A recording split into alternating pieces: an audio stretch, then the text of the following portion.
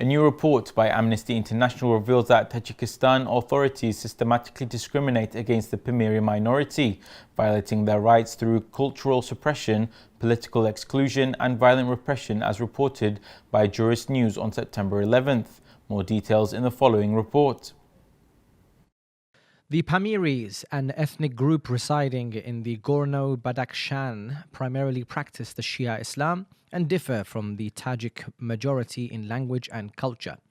The report highlights severe violations of their economic, social and cultural rights, including restrictions on the use of Pamiri languages, exclusion from political positions and the destruction of local businesses.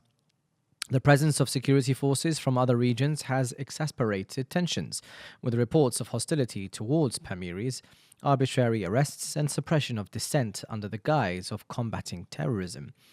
Marie Struthers, Amnesty International's director for Eastern Europe and Central Asia, emphasized the need for the international community to urgently address these human rights violations with Tajikistani authorities.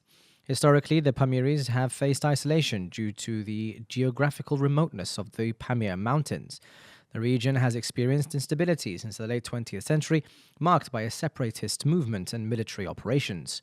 In response to protests in Korog, security forces fired on peaceful demonstrators, resulting in 2 deaths.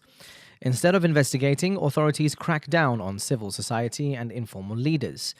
In May 2022, a violent dispersal of protests led to numerous fatalities. Over 200 human rights defenders were arrested, facing lengthy prison sentences on dubious charges. Human rights situation in Tajikistan has deteriorated over the past 2 decades, with rising corruption, increased government intervention in journalism, frequent arrests, and a stagnant status for women's rights.